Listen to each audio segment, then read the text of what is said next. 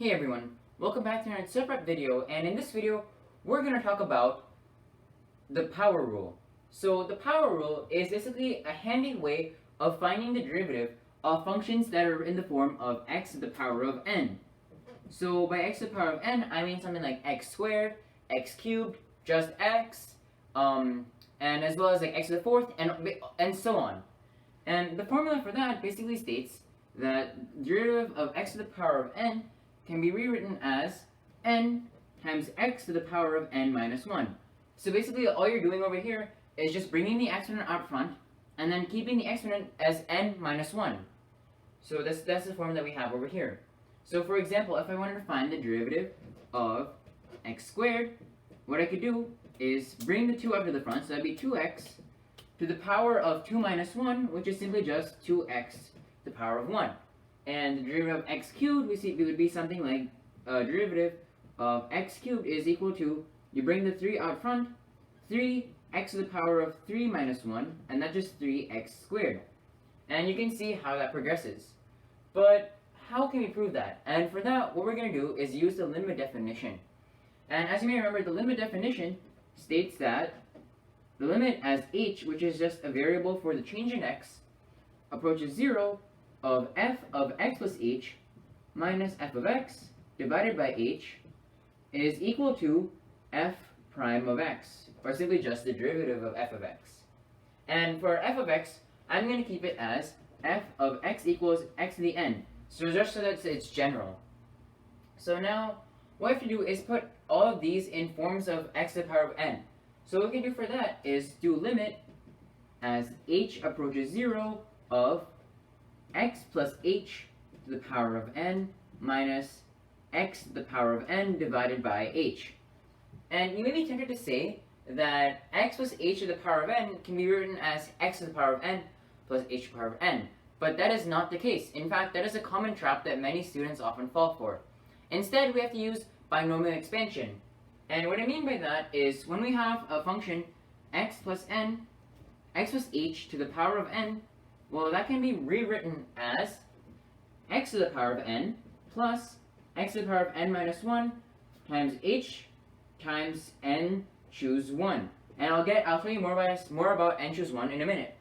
And after that, we have x to the power of n minus 2 times h squared times n choose 2. And so on all the way till h to the power of n. And by n choose 2, basically what I mean is suppose we have n choose k, that would be the same thing as n factorial divided by n minus k factorial times k factorial. And suppose I have something like n choose 1, that would simply just be, so n choose 1 would be something like n factorial divided by n minus 1 factorial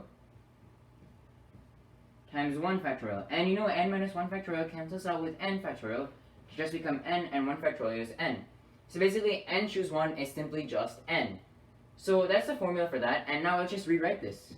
So when we rewrite this, this becomes limit as h approaches 0 of x to the power of n plus n choose 1 x to the power of n minus 1 h plus n choose 2 x to the power of n minus 2 h squared, and so on all the way till h to the power of n. And then after that, we remember we have a minus x to the power of n. And we see that there's some common terms here, so we can just cancel those out, and obviously that's going to be all over h. Now what I'm going to do is factor out the top, and you'll see why. So when I factor the top, this gives us the limit as h approaches 0, and we factor the top, that becomes n choose 1, which can be written as n times x to the power of n minus 1 plus n choose 2 x to the power of n minus 2 h to the power of 1 plus n choose 3 times x to the power of n minus 3 h squared all the way till h to the power of n minus 1. So you see that over here, and all of this is divided by h as before.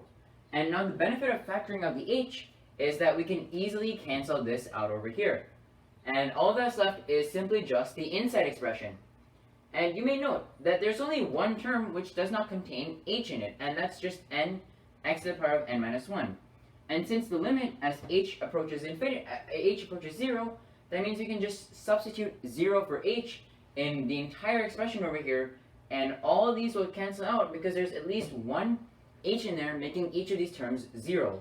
So when we do that, all we get is n times x to the power of n minus 1, which is actually what we saw earlier as our formula for the derivative of f of x being x to the power of n. So now let's just apply this to some examples. So now let's try out some examples.